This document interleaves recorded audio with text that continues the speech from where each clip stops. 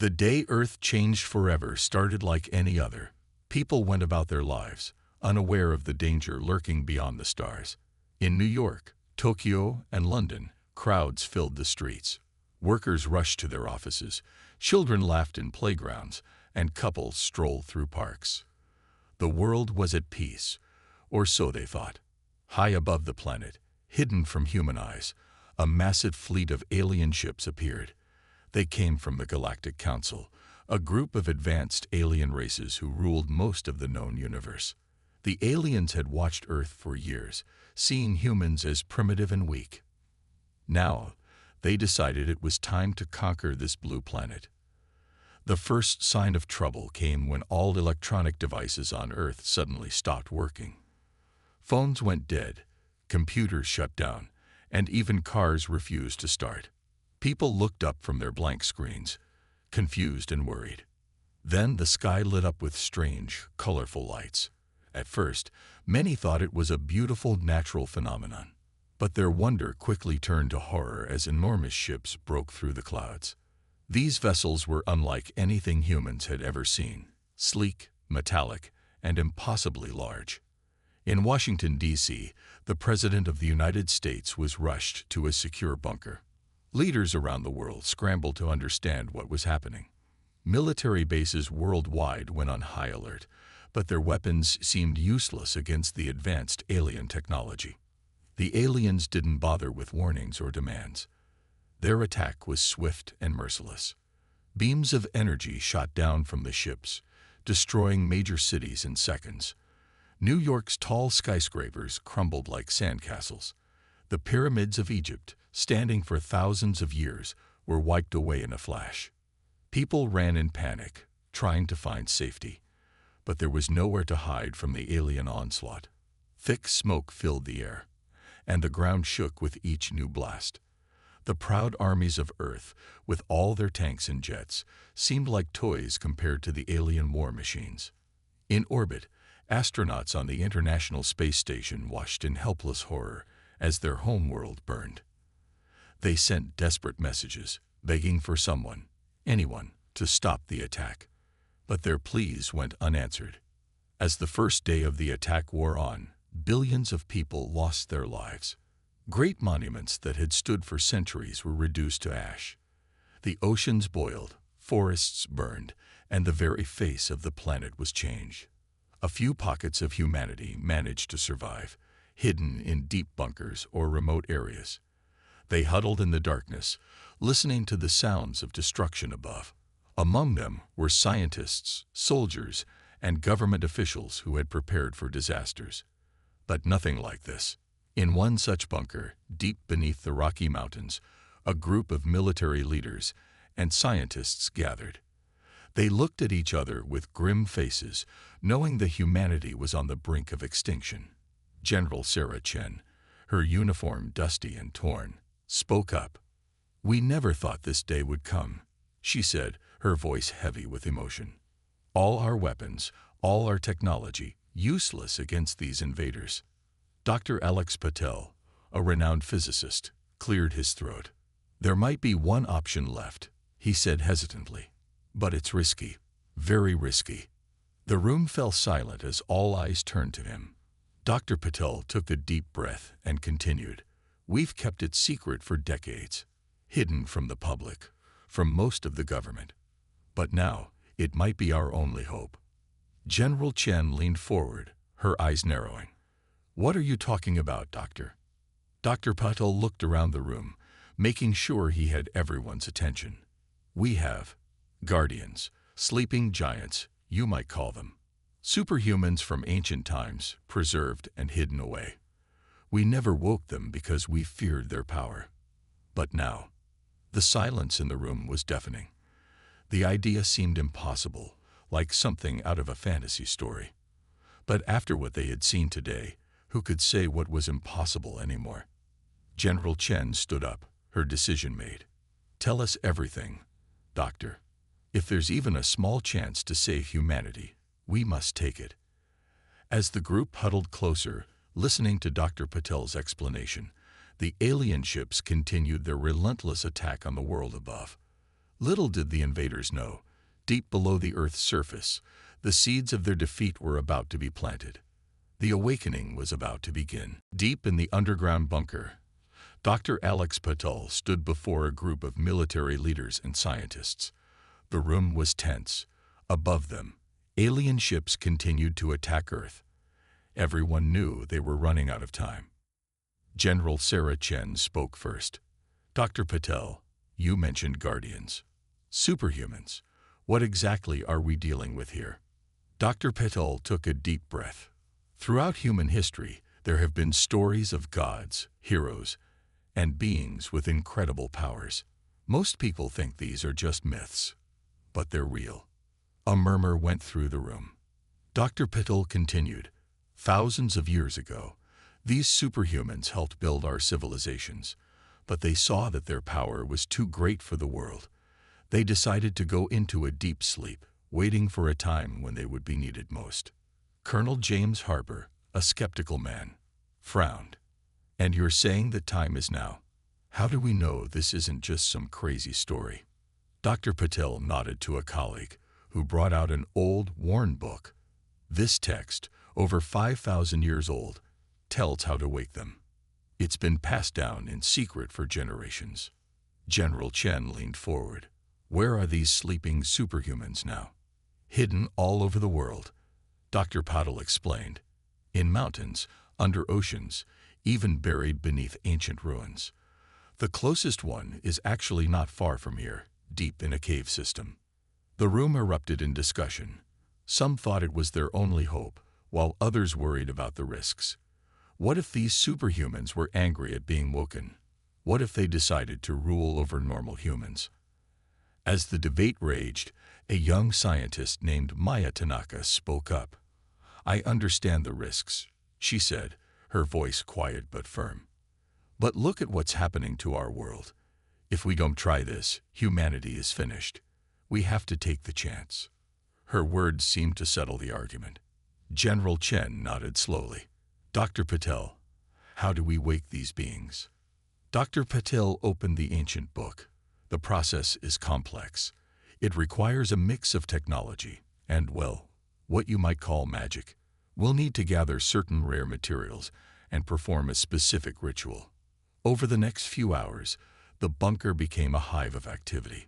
Soldiers were sent out to gather the needed items, risking alien attacks to find what they needed. Scientists worked to understand the strange instructions in the old book. Finally, everything was ready. A small team, led by Dr. Patel and protected by soldiers, made their way through dark tunnels. They carried their precious supplies and the ancient book. After what seemed like hours of walking, they reached a massive stone door covered in strange symbols. Dr. Patel consulted the book, then pressed specific spots on the door. With a loud rumble, it slowly opened. Inside was a huge cave. In the center, lying on a stone platform, was a figure that looked human but was over 10 feet tall. The being seemed to be made of light, gently glowing in the darkness. Dr. Patel stepped forward, his hands shaking slightly. He began to recite words from the book, his voice echoing in the cave. The others watched in awe as they set up a circle of strange objects around the sleeping figure. Suddenly, the cave began to shake. Dust fell from the ceiling, and everyone struggled to keep their balance. The glowing figure on the platform started to move. Slowly, gracefully, the being sat up. It was hard to tell if it was male or female. Its eyes opened, revealing swirling galaxies where pupils should be. The superhuman looked at the humans gathered around, its face showing a mix of sadness and determination. When it spoke, its voice was like thunder and whispered wind at the same time. You have awakened me, it said. This means the time of great danger has come. Dr. Patel stepped forward, bowing slightly. Yes, Great One. Our world is under attack. We need your help. The being stood up, its head nearly touching the high cave ceiling. Then it is time to wake the others. The slumber of the Guardians is over. The battle for Earth begins now. As the humans watched in amazement, the superhuman began to glow brighter. They knew that everything was about to change. The aliens attacking Earth had no idea what was coming for them. The awakening had begun. The cave shook as the first superhuman stood to its full height. Dr. Patel, General Chen, and the others stared in awe. The being's skin shimmered like starlight, and its eyes held the wisdom of ages. "I am Zephyr," the superhuman said, its voice echoing through the cave. "First of the Guardians, you have done well to wake me, but our task has only begun." General Chen stepped forward, her voice steady despite her amazement. "Zephyr, our world is under attack. Can you help us?" Zephyr nodded, a sad smile on its face. "This is why we slept, waiting for the day Earth would face its greatest threat. But I alone am not enough. We must awaken the others." Over the next few hours, Zephyr taught the humans how to find and wake the other Guardians. Teams were sent out across the world, carrying the ancient book and the necessary items for the awakening ritual. In the pyramids of Egypt, they found Amun-Ra, a guardian with skin like golden sand and eyes that blazed like the sun. Deep in the Amazon rainforest, they awakened Terra, whose hair was made of vines and whose touch could make flowers bloom in seconds. Beneath the icy waters of Antarctica, they roused Glacier, a being of living ice with the power to freeze entire oceans. In the heart of a volcano in Hawaii, they woke Pell, whose body glowed with inner fire, and whose laugh sounded like erupting lava. Each awakening was different, but all were awe-inspiring.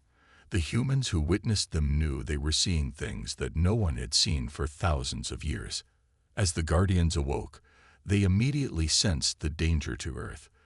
They communicated with each other across vast distances, planning and preparing for the fight ahead. Back at the military bunker, Dr. Patel and General Chen watched satellite images of the alien invasion. Cities lay in ruins, and the alien ships seemed unstoppable. But for the first time since the attack began, they felt hope. Suddenly, the bunker's sensors picked up something new. Fast-moving objects were approaching from all directions. General Chen tensed, fearing another alien attack. But Dr. Patel smiled. "It's them," he said softly. "The Guardians are coming." Outside, the sky lit up with streaks of light as the superhumans arrived. Zephyr led them, its body glowing like a comet. Amun-Ra followed, trailing golden sand. Terra soared on wings made of leaves, while Glacier left a trail of snowflakes in the summer air. Pele blazed like a meteor, leaving a trail of smoke behind her. Other Guardians joined them, each with their own incredible powers. There was Tempest, who could control the weather, and Echo, whose voice could shatter mountains. Phantom could pass through solid objects, while Chronos seemed to move faster than time itself. As the Guardians gathered, the alien ships noticed them. Energy beams lashed out, powerful enough to level cities. But the superhumans dodged them easily, moving faster than human eyes could follow. Zephyr raised its hand, and a wave of energy rolled out, disabling the nearest alien ships. They fell from the sky like stones. Amun-Ra created a sandstorm that stripped the armor from other ships, while Terra's vines grew at impossible speeds, entangling and crushing the alien vessels. The aliens, caught off guard by this unexpected resistance, began to retreat. But the Guardians were relentless. Glacier froze entire squadrons of ships in midair, while Pele melted others with her intense heat. From the bunker, General Chen watched in amazement. "It's incredible," she whispered. "They're turning the tide." Dr. Patel nodded, his eyes glued to the screens. This is why they slept for so long. They knew that one day we would face a threat we couldn't handle alone. They saved their strength for this moment. As the battle raged on, news spread around the world. Humans emerged from hiding, looking up at the sky with a mix of fear and hope. They saw their ancient guardians fighting to save them, and for the first time since the invasion began, they believed they might survive. The guardians had awakened, and the real battle for Earth was just beginning. The aliens were about to learn a harsh lesson. Never underestimate the sleeping giants of humanity. The sky above Earth had become a battlefield. Alien ships clashed with the Guardians in a display of power never before seen by human eyes. Zephyr led the charge, its body a streak of light, as it tore through the alien fleet. On the ground, General Chen coordinated with military forces worldwide. "The Guardians have given us a chance," she told her officers. "We need to make the most of it." As the superhumans fought in the sky, human soldiers and civilians began to fight back on the ground. They used whatever weapons they could find against the alien ground forces, inspired by the incredible beings defending their planet. Amun-Ra soared over the deserts of Africa, summoning massive sandstorms that buried alien landing crafts. In the oceans, Glacier created icebergs that rose from the depths, crushing alien submarines. Terra moved through destroyed cities, her powers bringing life back to scorched Earth and providing cover for human resistance fighters. The aliens, caught off guard by this unexpected and powerful resistance, began to fall back. Their ships, once seemingly invincible, were no match for the combined might of the Guardians. In New York, Echo used her voice to topple an alien walker, the sound waves shattering its legs. Phantom phased through the hulls of alien ships, disrupting their systems from the inside.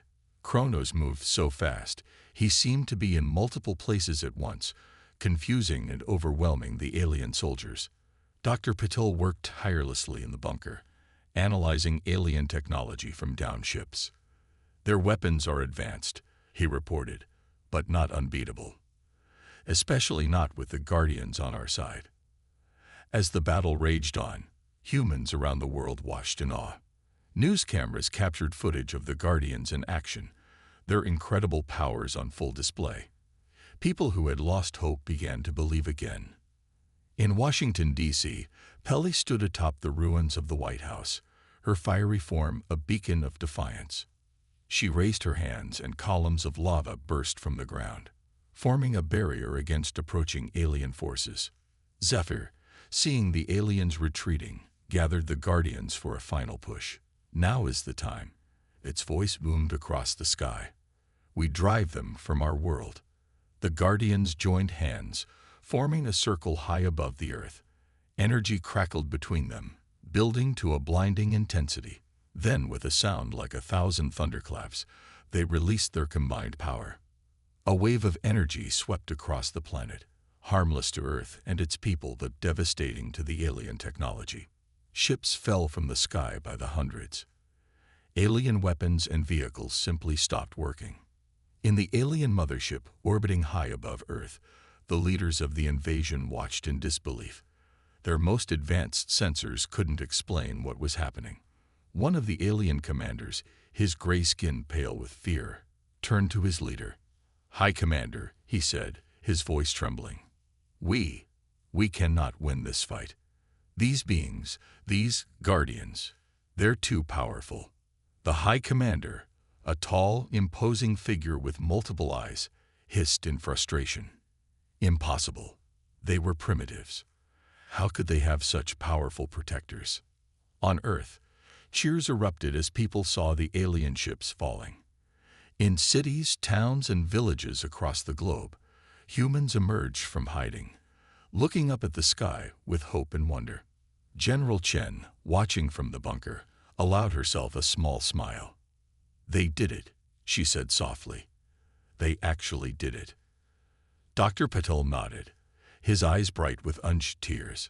"Not just them," he said. "All of us, humanity and its Guardians, working together." As the last of the alien ships retreated or fell, the Guardians descended to Earth. They landed in major cities around the world, their presence both awe-inspiring and comforting to the people they had protected. Zephyr, landing in front of the United Nations building in New York, addressed the crowds and cameras.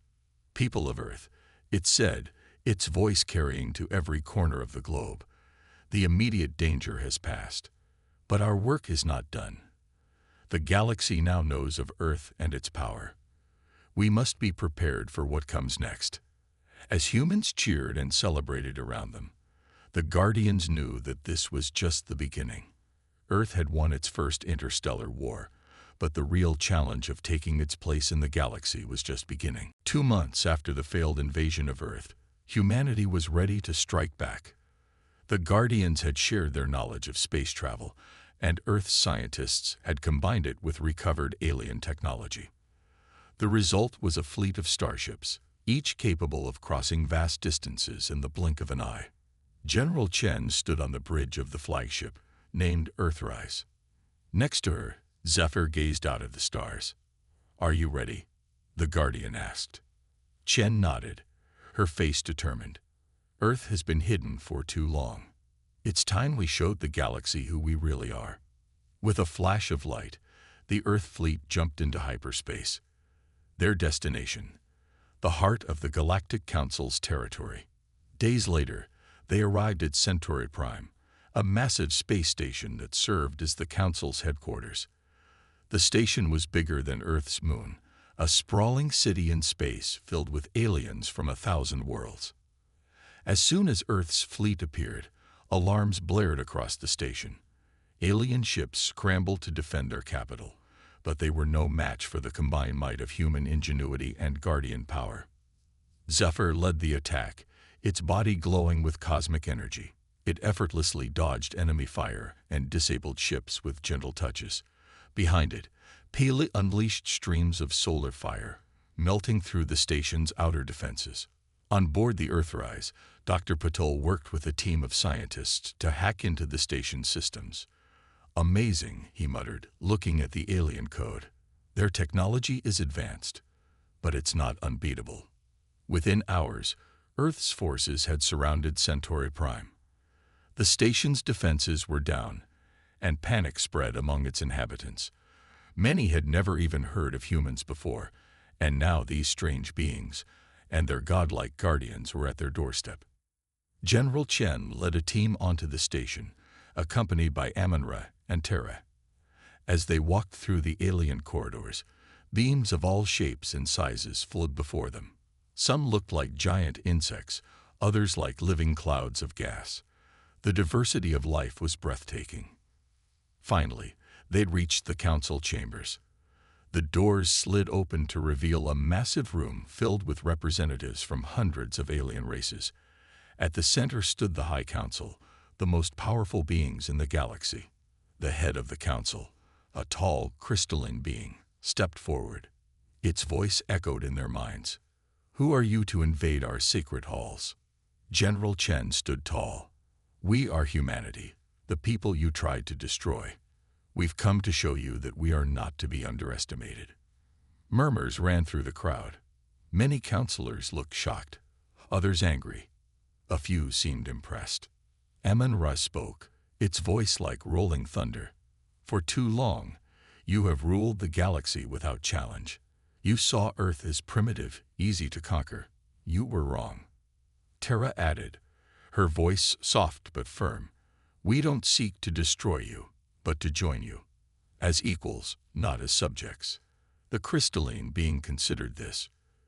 "You have great power, that is clear, but power alone does not grant wisdom. How do we know you won't become tyrants yourselves?" Zephyr floated forward, its eyes swirling with galaxies. "Because we understand the responsibility that comes with power. We slept for millennia, waiting for the right time to guide humanity. We will help them, and you, build a better galaxy." For a long moment, silence filled the chamber. Then, slowly, the head of the council nodded. Perhaps it is time for a change. We have grown complacent, set in our ways. Your arrival could be the shake-up our galaxy needs." General Chen stepped forward, extending her hand in a universal gesture of peace. "Then let's talk. About Earth's place in the galaxy, about cooperation, about a future we can build together." As the council members watched in amazement, the crystalline being reached out and took Chen's hand. It was a simple gesture, but one that would change the course of galactic history. Back on Earth, people watched the events unfold on screens around the world. Cheers erupted in every city and town. Humanity had not only defended itself, but had also taken its first steps onto the galactic stage. The hunt across the stars had led not to destruction, but to a new beginning. Earth was no longer alone in the universe. The real adventure was just beginning. News of Earth's dramatic entrance onto the galactic stage spread like wildfire across the cosmos. On thousands of worlds, aliens of all shapes and sizes watched recordings of the Guardians in action.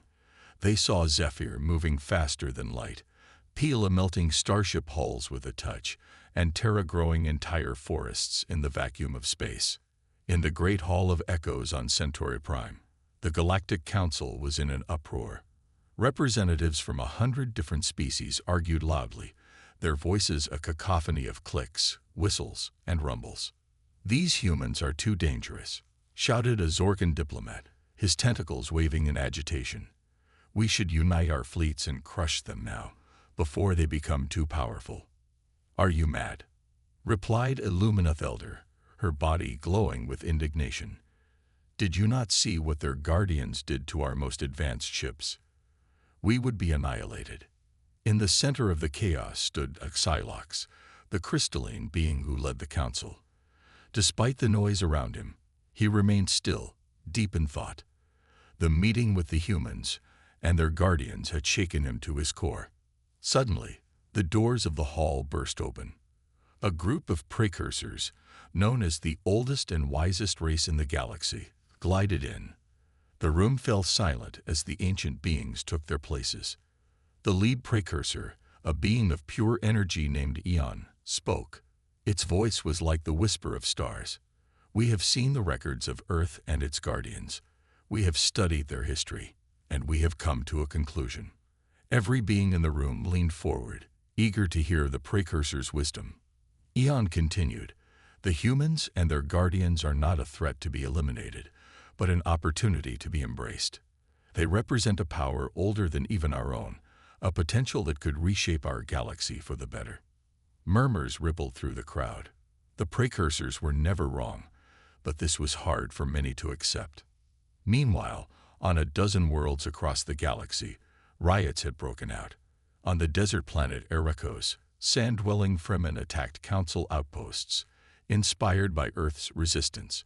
In the deep oceans of Aquarius Prime, the normally peaceful Mer people sabotaged underwater council facilities. Back in the Hall of Echoes, a Volcran war chief growled, "But what if the humans decide to conquer us? What if their guardians are not as benevolent as they claim?"